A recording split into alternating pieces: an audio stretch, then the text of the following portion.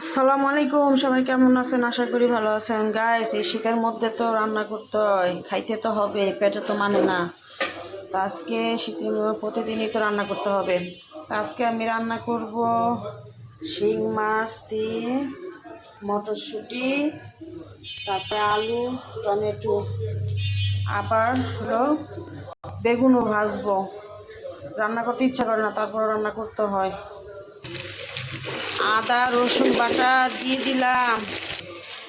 গায়ে সব মশলা আমি এখানে দিয়ে দিছি, হলুদ, মরিচ, ধইনার গুঁড়া, জিরার গুঁড়া। যেহেতু শিং মাছ দিয়ে রান্না করব, তো মশলা সবই লাগে, এটা দিয়ে দিলাম। কষায় নিব, আর এদিকে আমি মাছটা ধুইব। গাইস, সাথে বেগুন ভাজা, শুকনা মরিচ ভাজবো। মাছে লবণ মাখায় রাখছি, এখন মাছটা ধুবো আমি। গাইস, আমার মশলা কষায় ফেলাইছি, এখন আমি এই যে মাছটা দিয়ে কষাবো। যে দিলাম, সুন্দর করে কষায় নিব। কষানো হইলে তারপরে আমি মাছটা উঠাবো। যে আমার বেগুন ভাজা মাছ কষায় উঠাইছি, এখন এর মধ্যে আলু আর মটরশুঁটি দিব। গায়ে আলু দিয়ে দিলাম আর মটরশুঁটি দিব। আমার বেগুন ভাজা এই যে কি সুন্দর দেখেন, মটরশুঁটিও দিয়ে দিচ্ছি। ভালো করে কষায় নিব, তারপরে বাকিটা দেখাবো। গাইস, এই যে আমি কষাচ্ছি দেখেন। আর হলো এখানে আমি টমেটো দিয়ে দিব।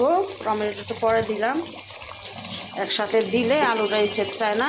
আমরা একটু মশলা বেশি খাই, তাই একটু কালারটা বেশি আসছে। কষানো হয়ে গেছে, এখন আমি এখানে পানি দিয়ে দিব। পানি দিয়ে দিলাম।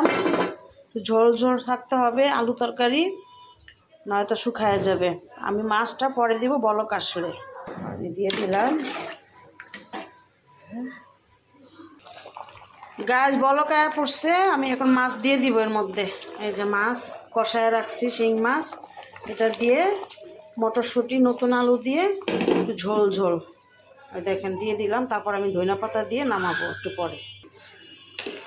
মাছ দিয়ে দিছি যে,